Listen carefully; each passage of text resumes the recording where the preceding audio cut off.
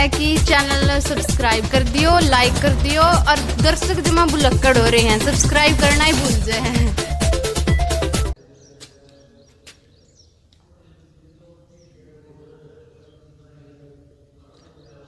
10वीं कक्षा के आप सभी प्रिय विद्यार्थियों को आपके हिंदी शिक्षक अनूप कुमार की नमस्ते हैं।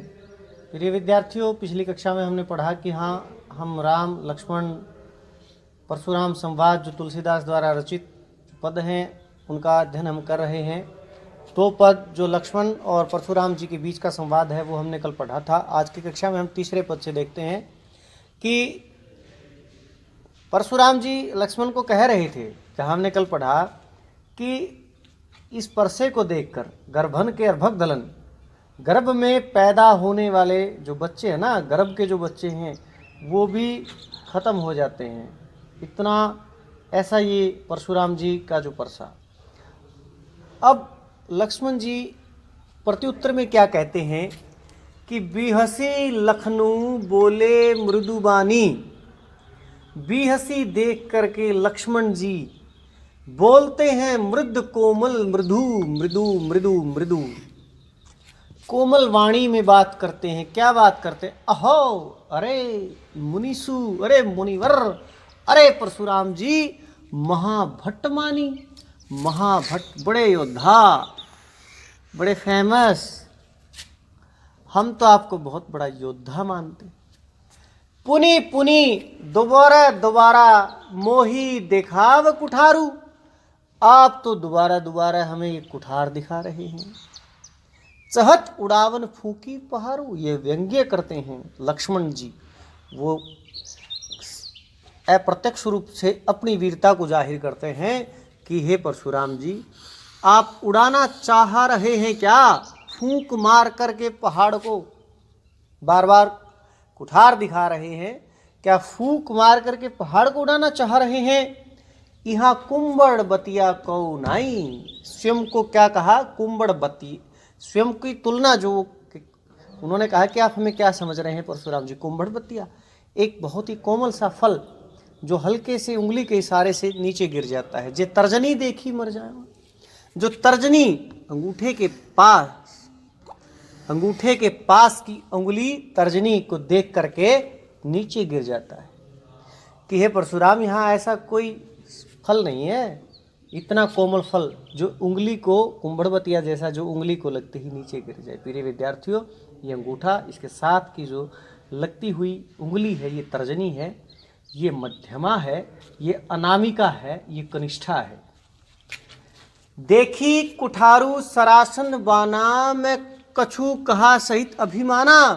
उन्होंने कहा कि देख लिया कुठारू और आपकी जो धनुष बाण, और मैंने कुछ कह दिया हो भर कर के अभिमान, मैंने कुछ घमंड में, कुछ अभिमान में लगा हो, परशुराम जी कह दिया तो भृगुसुत समुझू जनेऊ बिलोकी, जे कछु कहूँ सहो रीस रोकी।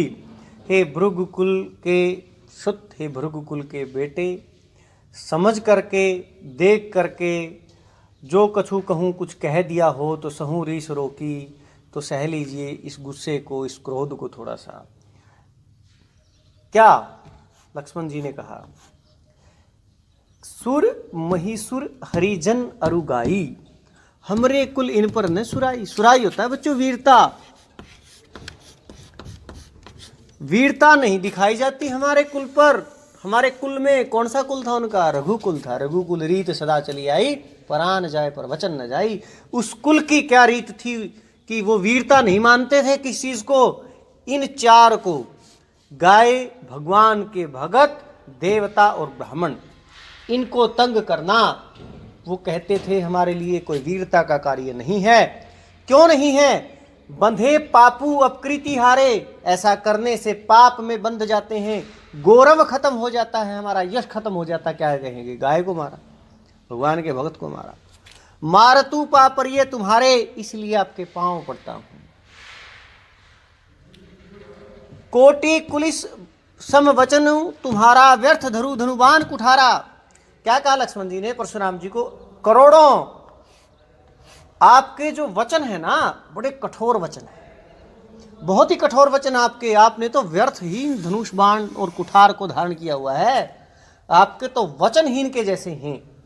जो बिलोकी अनुचित कहीं छमू महामुनि धीर। लक्ष्मण जी कहते हैं कि बिलोकी देखना अनुचित गलत कहे हूँ कह दिया हो, छमू अक्षमा मांगता हूँ, ए महामुनि धैर्य धारण करके अक्षमा कर दीजिए मुझे। अगर मैंने कुछ गलत कह दिया हो तो धैर्य धारण करके मुझे अक्षमा कर दीजिए। सुनी ये बात सुनी, सरोस गुस्से में हो गए, भृगु मंच बनी। कौन? परशुराम जी बोले गिरा गंभीर, गहरे स्वर में कहते हैं। अब क्या कहते हैं गहरे स्वर में प्रिय विद्यार्थियों? चौथा जो पद है उसको देखते हैं। आइए,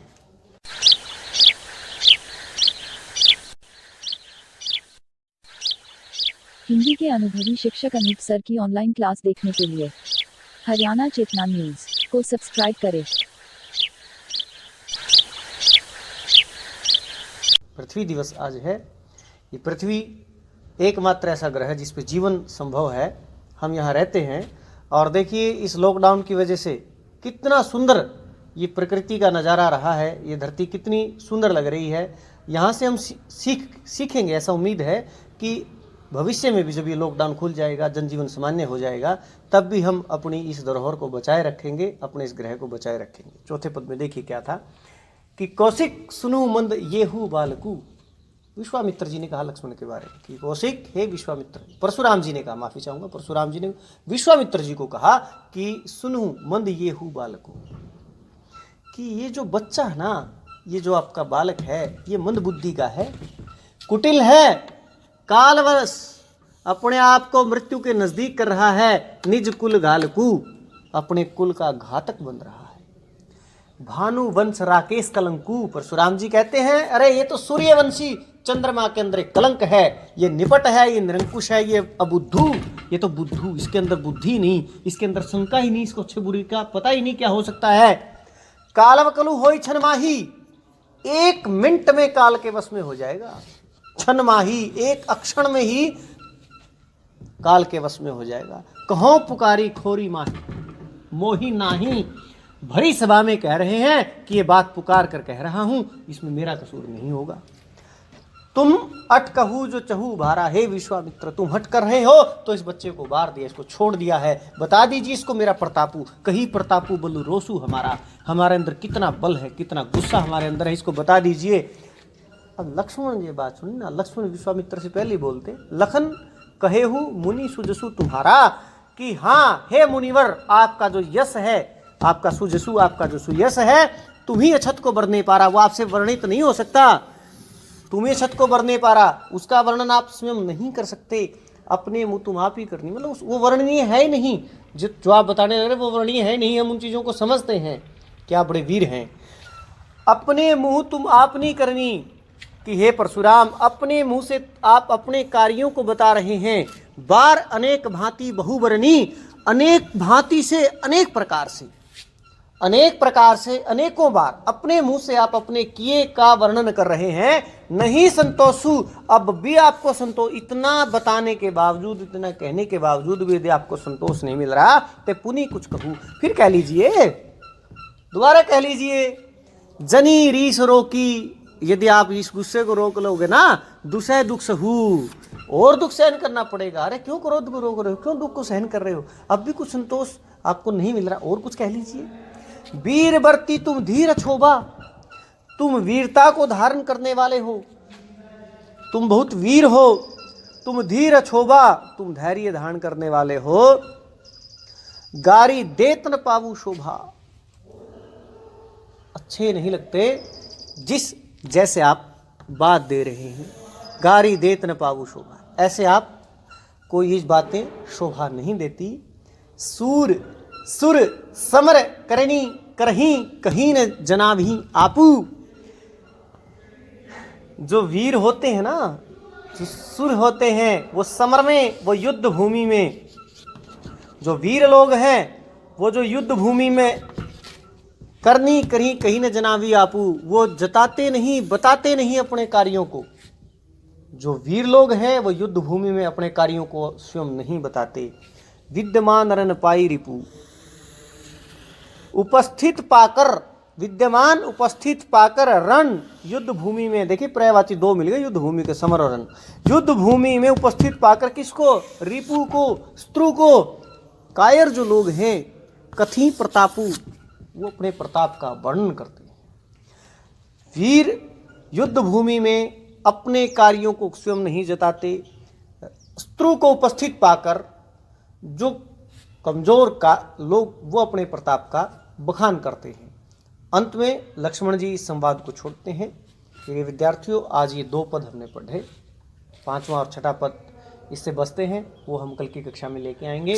तब तक के लिए आपको अनूप कुमार की नमस्कार। आप इस चैनल के माध्यम से जो आपको वीडियो मिल रही हैं, इस चैनल को आप सब्सक्राइबर जरूर करें। इन वीडियो को अगर आपको अच्छे लगे तो इनको लाइक करते रहें। कल फिर मिलेंगे, तब तक के लिए नमस्ते।